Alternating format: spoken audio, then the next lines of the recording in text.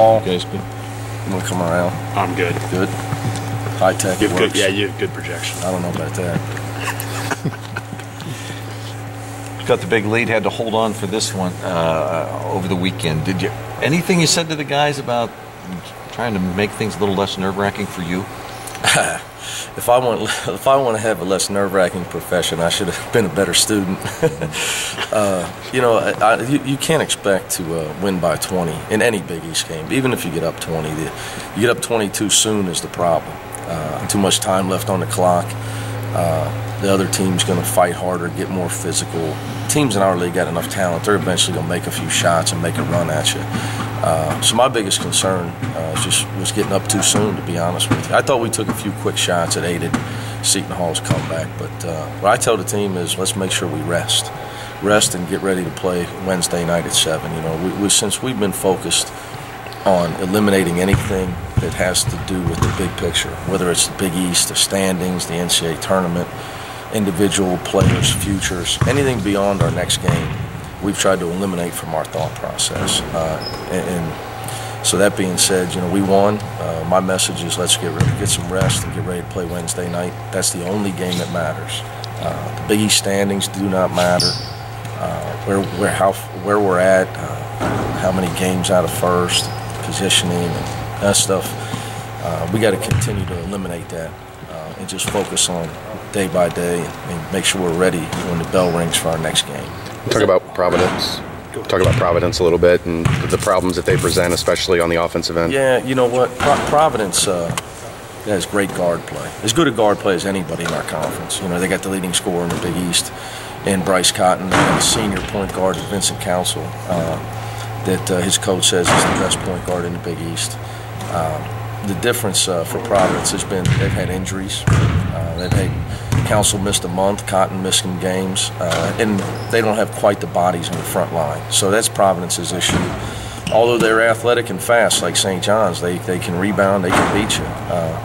So we got to approach the game like we're the underdog because we're on the road. And when our mindset is like that, we usually play pretty well. We got to make sure that our veterans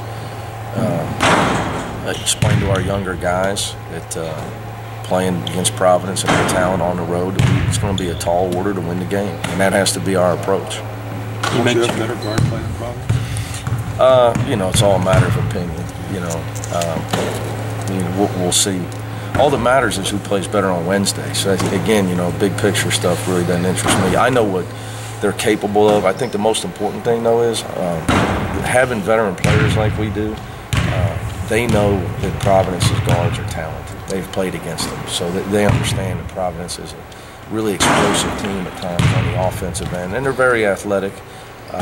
And they just come off a big road win at Villanova. Before that they lose an overtime game against Connecticut. They win at the buzzer at Villanova, so I'm sure it'll be another game decided at the end. Like every other Big East game, I say about 9 out of 10 right now, going down to the last minute. It's a pretty good matchup between Cash and Vincent Council. Well, yeah, as well as Bryce Cotton, SK. I think what our advantage is going to be on the front line. If we were to have any, we got to make sure we're the more physical team and we win points in the paint.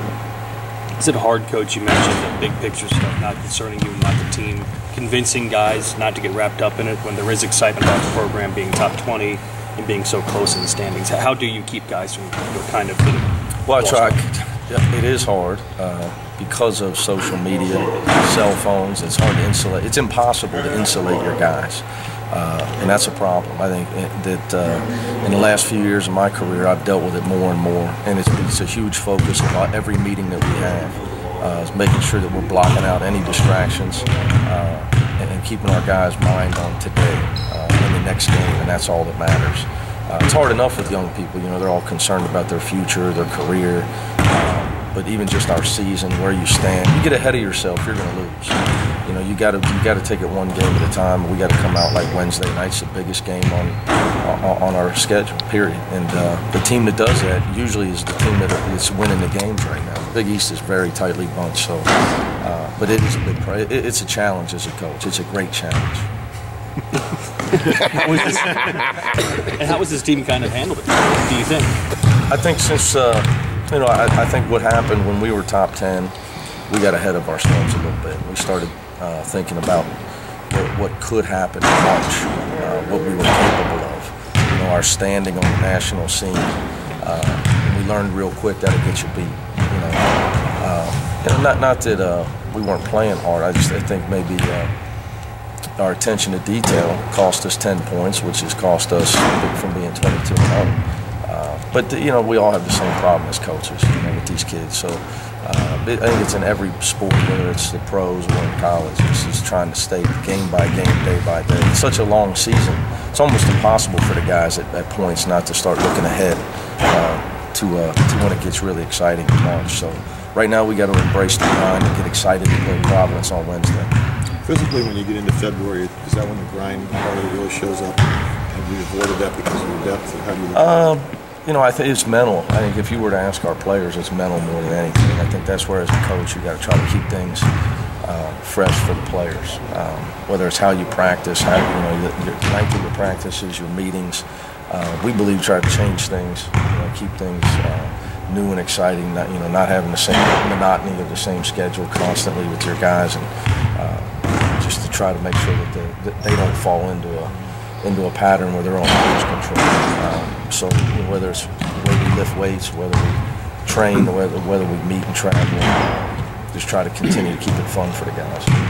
How much did 2 of your wins mean to you? Much or anything? No. Yeah. That's something you tracked at all or knew where you were? Or? I hadn't really thought about it. So, Dan Horde talked some about comparing me to Coach K, which I almost fell out of my chair in laughter. I think time flies. It's my 10th year as a head coach. So I started young, which means I'll be able to retire young. That's the goal, at least. I hope you guys understand that. As people start talking about guys that are comparing me to guys coaching in their 60s, they're barking up the wrong tree. You got to remember, my father retired from coaching when he was 50 years old. And was a professional baseball scout. Has a plaque in the Scouting Hall of Fame. So there's other things to do. So I got a period and a window where whatever I'm going to get done, I need to get it done. Is there an achievement or a number that more legitimizes a coach? Is it wins, or is it just tournament runs that really show what a consistency and a great coach is? Or yeah, I think our game, like Jim Boeheim don't get enough credit. People say, well, he's got great players. That's the goal. You're not going to win if you don't have players. So, the better players we've gotten here and been able to build a program, the more we've been able to win. Fortunately, when I was at Murray State, we were able to have really good players for the 3 years I was there. But I don't think about this stuff. I don't have I don't think about where you rank as coaches, and all that stuff is very, very hollow to me. I mean, I really tell you, I don't think twice about where people view me in the rankings of college coaches. I view coaching as the minute you're a head coach, every year they tie you to the railroad tracks. And by the time the train rolls around in April, you better have gotten off. Okay? That means you get to keep your job another year. And then you survive March and April with your job. Just remember, come fall, they tie you to the tracks again.